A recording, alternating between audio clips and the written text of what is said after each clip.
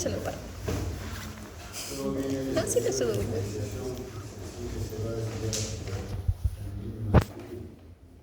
Y cuando es femenino comienza la multiplicación, la formación de neuronas para formar ovocitos cuando es fertilizado el embarazo. Y ahí trata pues, es la formación femenina.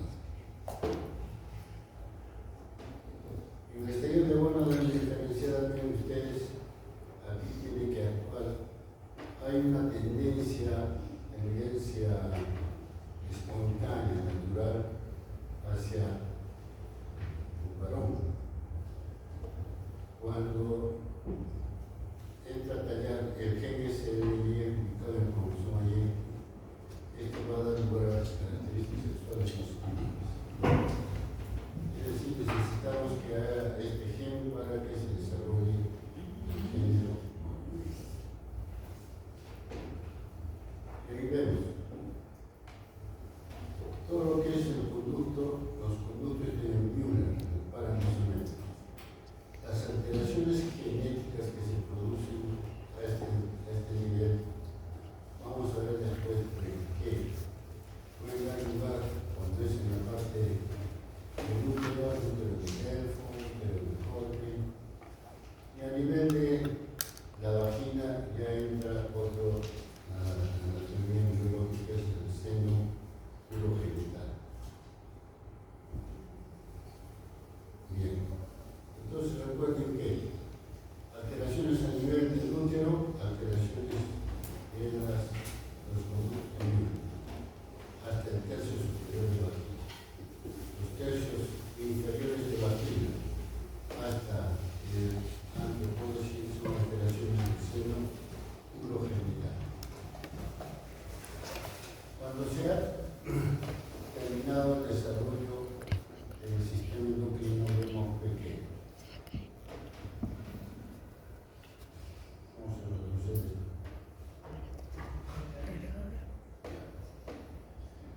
Vean ustedes, a nivel del hipotálamo,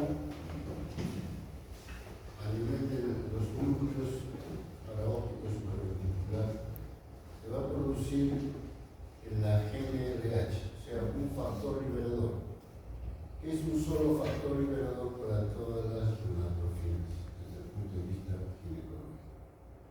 Esta va a actuar en la hipófisis a nivel de la hipófisis va a producir LH y FSH, o sea, hormona luteinizante y folículo-estimulante, las cuales van a actuar a nivel del ovario para producir el ciclo menstrual. Esto ya lo hemos visto varias veces seguro. A nivel del ovario se va a producir también inhibina, que va a inhibir la producción de estas hormonas a nivel central. Entonces, las funciones ovarias, liberación periódica de son los ovocitos. Más o menos es en la mitad del ciclo, la maduración folicular y ovulación. Recuerden que para hablar de ciclo menstrual tiene que haber necesariamente ovulación. Tiene que haber ovulación, si no, no se van a repetir normalmente estas etapas y eso ya no es una menstruación. El ciclo menstrual, porque se ha visto que es más o menos entre 24 y 34 días. Y lleva pues a la formación del folículo. Esto a nivel del ovario. Ustedes ven ahí el mesovario y los vasos sanguíneos. Ahí vemos cómo la arteria ovárica va de sus ramas hacia el ovario. La arteria ovárica que es rama de la arteria uterina. Y a nivel del ovario va irrigando todo el tejido mesenquimal del ovario. Vean también el epitelio germinativo, donde van a producirse las ovogones y luego la ovocita, que va a llevar a la formación del óvulo.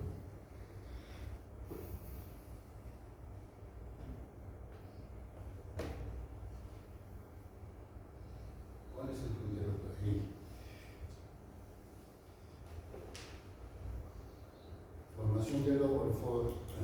del ovocito. Acá vean la ovulación, que eso ocurre más o menos en un ciclo de 28 días, más o menos en la mitad. Un concepto básico: las etapas que más varían en el ciclo menstrual es la etapa folicular, más constante es la etapa secretoria, y eso por la acción del cuerpo lúteo. El término de vida media del cuerpo lúteo es entre 11 a 14 días y es la responsable de la fase folicular. Cuando no hay embarazo, va a degenerar hacia el cuerpo marítimo, a la preeclampsia, a porapóricos, ¿no? Cuando hay embarazo, va a dar lugar pues a la nueva gestación.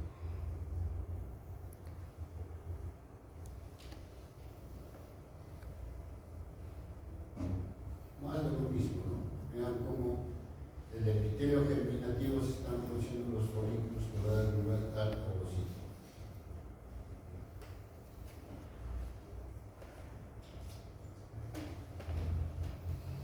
Folículo primordial, folículo primario, secundario, antral, preovulatorio. Importante, el folículo antral es más o menos alrededor cuando se va a producir el lácteo, que es donde va a acumularse secreción, que generalmente está constituida por estrógeno. Esta cantidad de estrógeno haría que se inhiba la maduración de los folículos. Entonces, recuerden que es importante el número de receptores, tanto para FSH como LH. Cuando se ha producido el antro, es cuando ya el folículo está en vías de maduración y que por la cantidad de estrógenos va a inhibir a otros folículos. Lo mismo de lo que estamos hablando, ¿no? Miren aquí, 46 ovones de 46 cromosomas. Luego el ovocito primario y se va a producir la primera liberación del primer folículo del primer ovocito primario y la primera etapa de la meiosis. Así es como se detiene, más o menos esta profase. En ese estadio va a llegar hasta la pubertad, o un poco más, de tal forma que si se produce fecundación, se va a liberar el segundo corpúsculo polar y luego con la fecundación la restitución del número diploide. Entonces, para que se libere el segundo corpúsculo polar, tiene que haber fertilización, si no, no va a continuar la meiosis y ruptura por apoptosis.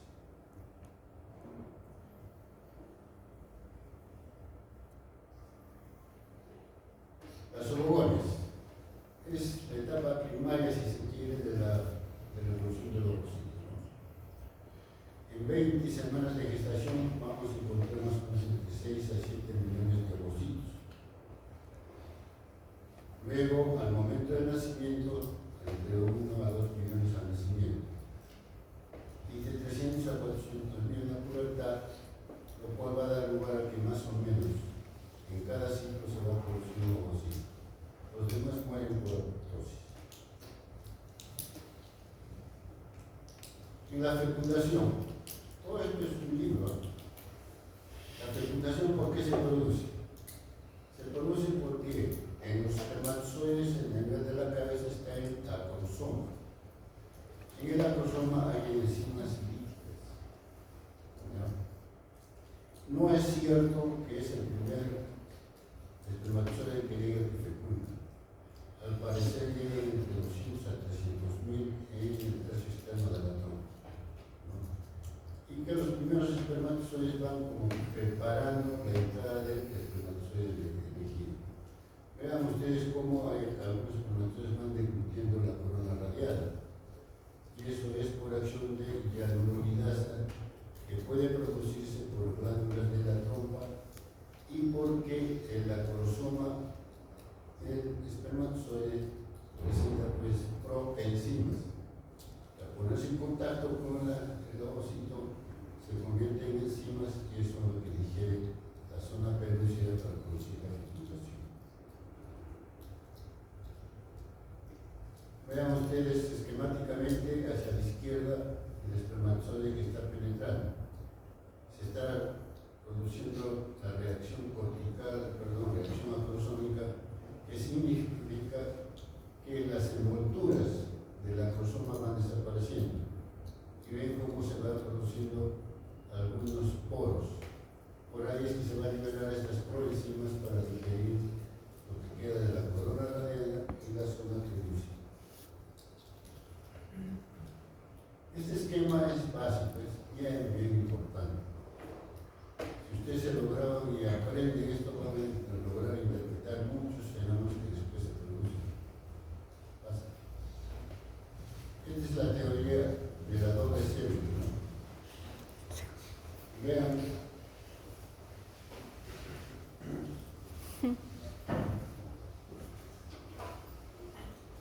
LH. Esto a nivel de la ceca, la LH se une con un receptor específico. Eso va a dar lugar a cineasas de proteínas, ¿no? O sea, quinasas, que van a degradar el colesterol hasta androstenediona, pasando por 17 hidroxiprenorona, dihidroepiandrostenediona, androstenediona. Esta difunde a través de la membrana basal hacia la granulosa, en donde un nuevo receptor de FSH va a hacer que por una quinasa, se va a producir los estrógenos, estradiol, estriona y también progesterona. Recuerden que este esquema es muy importante. Bien, esquemáticamente vemos las curvas, cómo varían de las gonadotrofinas, de los esteroides, estradiol y progesterona, y los cambios que se producen a nivel del endometrio. ¿Qué son importantes acá?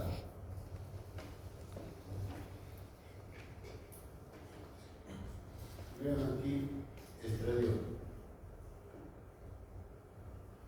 Se va a producir un pico de estradiol, o sea, de estrógeno, antes de que se produzca la ovulación. Esto por un mecanismo de retroalimentación positiva. Eso hace que se aumente la FSH, la LH, que es la responsable de la ovulación. Si no se produce ese punto de estradiol, no se va a producir la ovulación.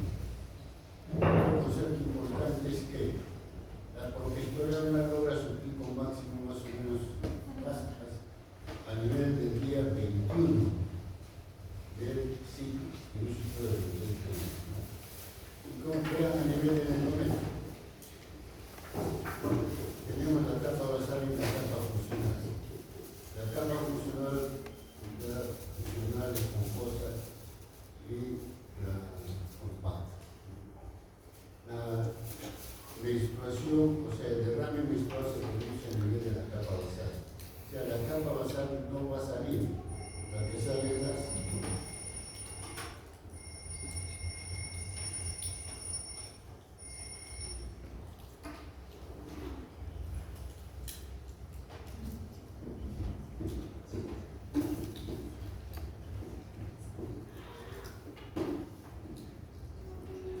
Bien. Hasta claro, ahí son conceptos básicos que con seguridad ustedes ya los han visto. El suelo pélvico. El suelo pélvico no es sino todo el soporte que se da a nivel de los pelvis, soporte para los órganos pélvicos, es decir, parte de los intestinos, útero, ovarios, vejiga, vagina. ¿Qué son distomias? Distomia significa fuera de lugar. ¿Ya? Esto va a ir acompañado generalmente de incontinencia urinaria, en determinados casos incontinencia fecal, alteración en las disfunciones sexuales y disfunciones sociales. Esto de cada uno de estos es un tema que se tiene que desarrollar precisamente a lo largo de su votación.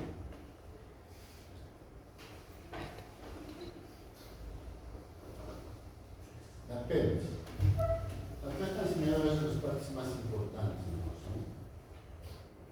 La unión del sacro y la quinta vértebra lumbar toma el nombre de promontorio, ¿no?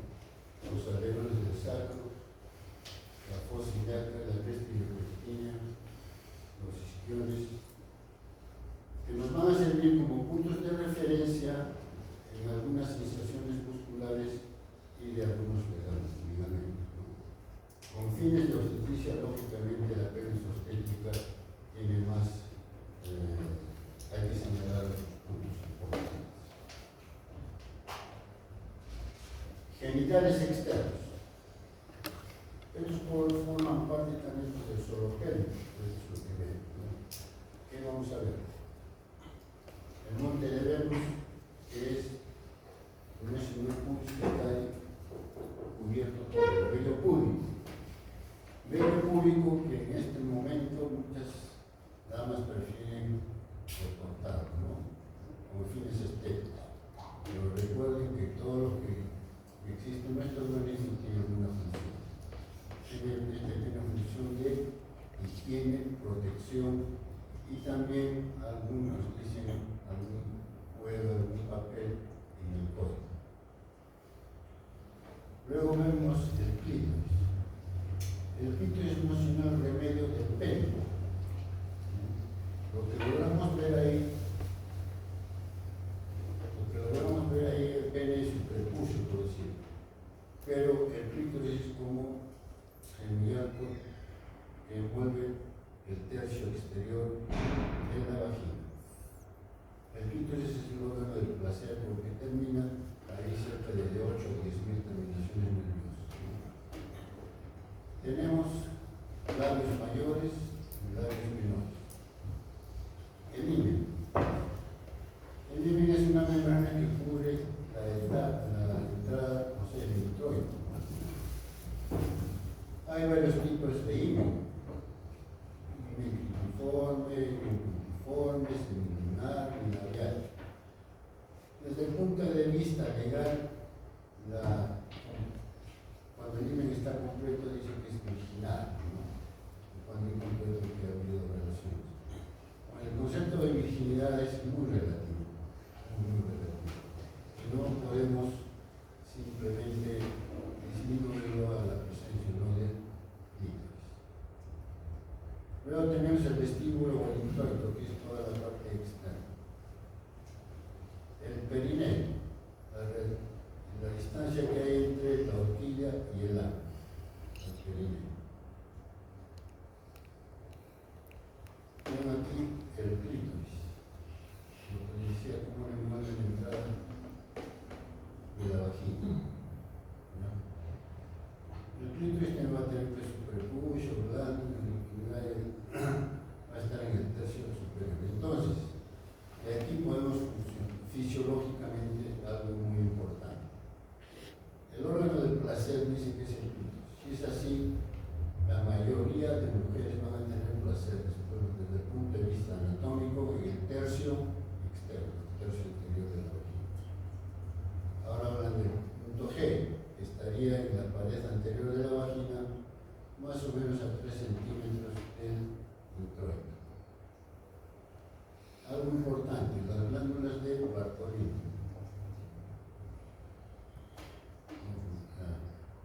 Las glándulas de Bartolini son dos glándulas que están alojadas en cada uno de los labios, cuya función es secretoria, o sea, lubricar. En la fase de excitación, sobre todo, van a lubricar la mitad de la vagina para la fase del cuello. Cuando se infectan, va a dar lugar a la Bartolinitis. Bartolinitis, cuya etiología más frecuente es la gonorrea y la clamidia. Puede haber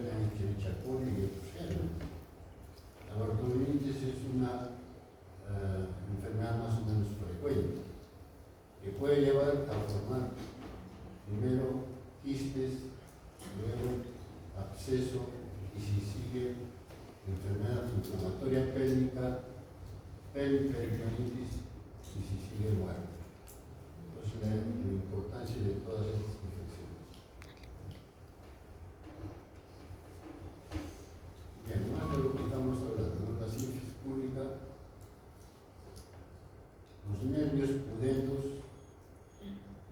pudendos que son responsables de la actividad somática, es decir, son músculos voluntarios. Y vean todo como prácticamente inervan toda la vulva y parte de los glúteos, ¿no? La entrada de la vagina, como los nervios pudendos dan ramas ahí a los músculos de la vagina, que hay músculos vulvocavernoso, el esponjoso, y que son músculos voluntarios, que hacen que se constriña la vagina, o sea, músculo constrictor de la vagina, que tiene que ver mucho con los ejercicios de Kegel y el placer sexual. O sea, como que atrapan al pelo. Es decir, en aquellas mujeres que han entrenado porque son músculos voluntarios. Vean también el músculo transverso superficial, que son parte de los músculos que se forman cuando se hace la episiotomía, o sea, el corte que facilita la salida del feto. Cada vez se está alejando más el uso de la episiotomía. Tenemos el esfínter del ano, la región perineal, todas esas son voluntarias y debe enseñarse a la mujer a que los utilice.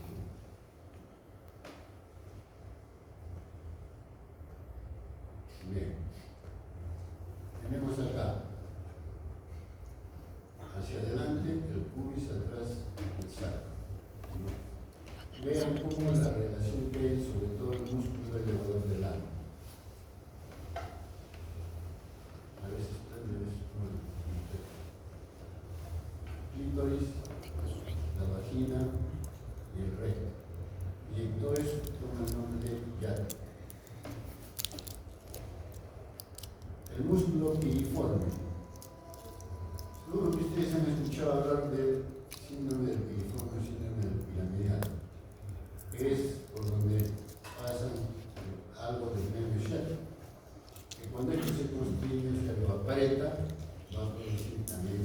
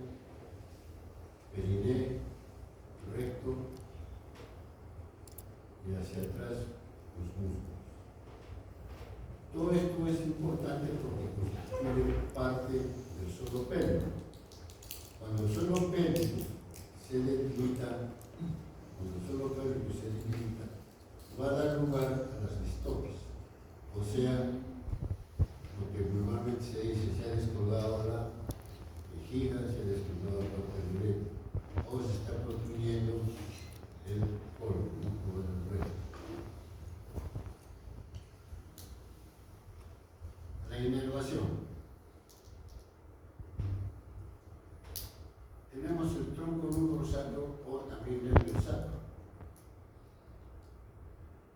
y luego se va a unir hasta S1, S2. Tenemos ahí la S1, S2, S3, S4, S5. Miren lo que les decía, el músculo piriforme, ¿dónde está? Cuando lo constriñen va a dar lugar a parte de la ciática.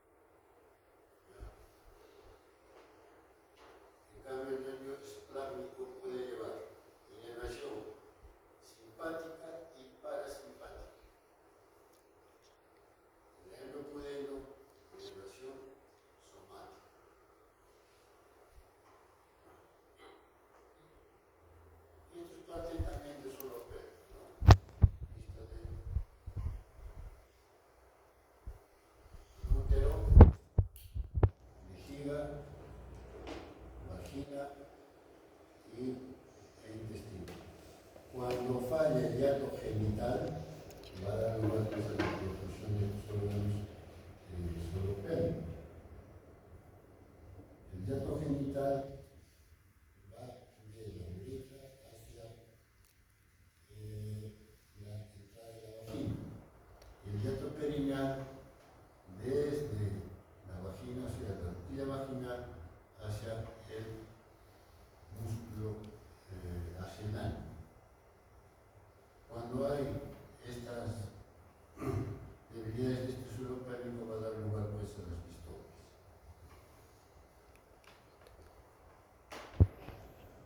Simplemente para que vean cómo se correlacionan los órganos y la calidad.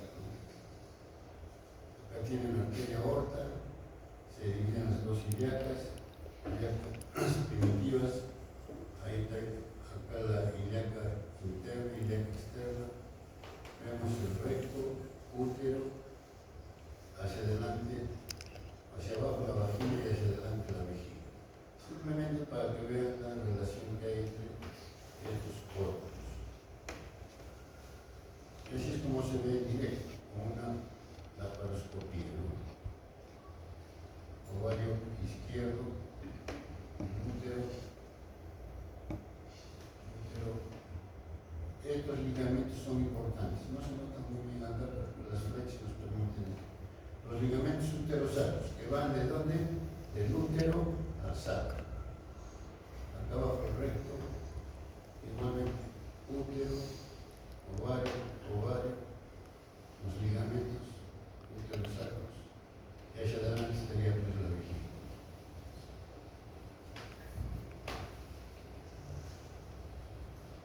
En parte simplemente, pero en el útero vamos a ver el miometrio, que es la parte muscular, el miometrio, que es la capa funcional, la serosa, que es la que envuelve todo el útero, trompa y ovarios.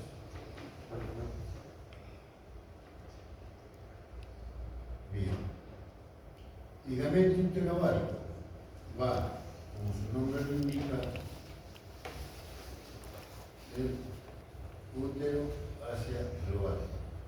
Ligamento ancho son dos repliegues del peritoneo en cuyo espesor transcurre la mayoría de nervios, vasos sanguíneos y ligamentos, ¿no? Hacia abajo la vagina, el cuello del útero, importante en la génesis del cáncer de cuello. Tenemos las trompas, las fibras, el ovario y el útero.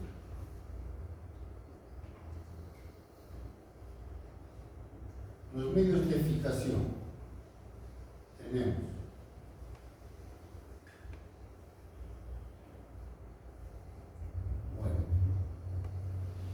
ligamento útero-ovario, ligamento redondo, el infundíbulo pélvico, que vendría a ser este espacio entre la trompa y el ovario. Ahorita vamos a ver un esquema más importante. La vascularización. ¿Qué es importante aquí? Arteria aorta. La aorta va a dar lugar a las dos ilíacas primitivas. La ilíaca primitiva se divide en dos: ilíaca externa e ilíaca interna o hipogástrica. Con fines de ginecología, la más importante es la ilíaca interna o hipogástrica. Porque vean, de ahí nace la arteria sacra, la arteria sacrolateral, que va a irrigar la parte lateral del sacro y van a formar anastomosis con la arteria sacra lateral del lado izquierdo. La arteria glútea superior, parte de la arteria hipogástrica, que va a irrigar el glúteo. La arteria glútea inferior, que muchas veces nace de la aorta, o viene también de la ilíaca, de la hipogástrica, para el glúteo medio, ¿no? Pero de estas, ¿cuáles son las más importantes desde el punto de vista ginecológico?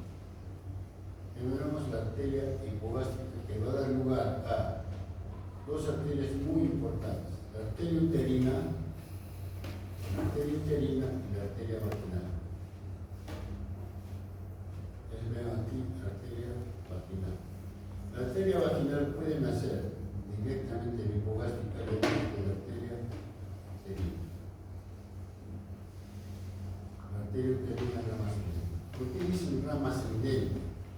Porque cuando ingresa la arteria uterina al útero se divide en dos ramas. Una ascendente que va a irrigar el fondo del útero y otra descendente o vaginal que va a irrigar el cuello, tercio superior de vagina y sean las famosas por ramas de la arteria vaginal. Tenemos también las arterias vesicales superiores, que esas pueden venir de la arteria hipogástrica en vez de la vaginal.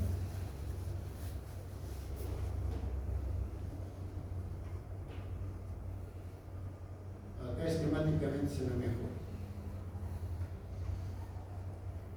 Vean, la arteria uterina. Esta sería la hipogástrica, ¿no es cierto? La arteria uterina, que al entrar en el útero se divide en dos. La arteria uterina superior, que va a irrigar el fondo y el cuerpo del útero. Y la cervicovaginal, que va a irrigar el cuello, tercio superior de vagina. ¿No? Pero a su vez tenemos la arteria vaginal, que puede nacer directamente de la hipogástrica o de la arteria uterina y que va a irrigar tercio medio y tercio inferior de la vagina.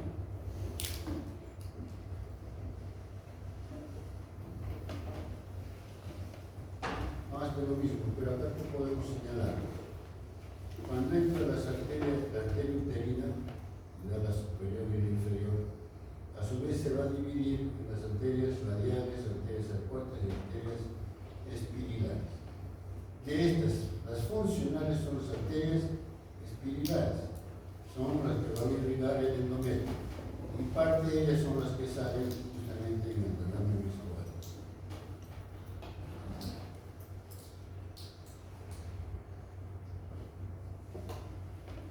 Vamos a ver parte de la inervación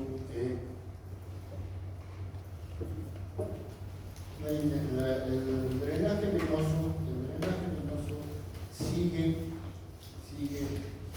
la correr de los vasos sanguíneos. Recuerden que el drenaje linfático en su mayoría va a desaguar en los ganglios paraórticos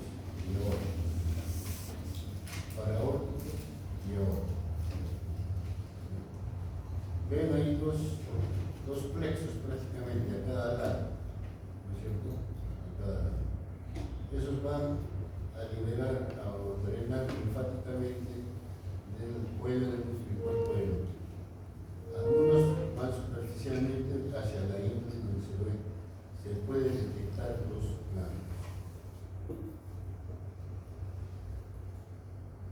Pregunta. Saben que este es de los mismos principios.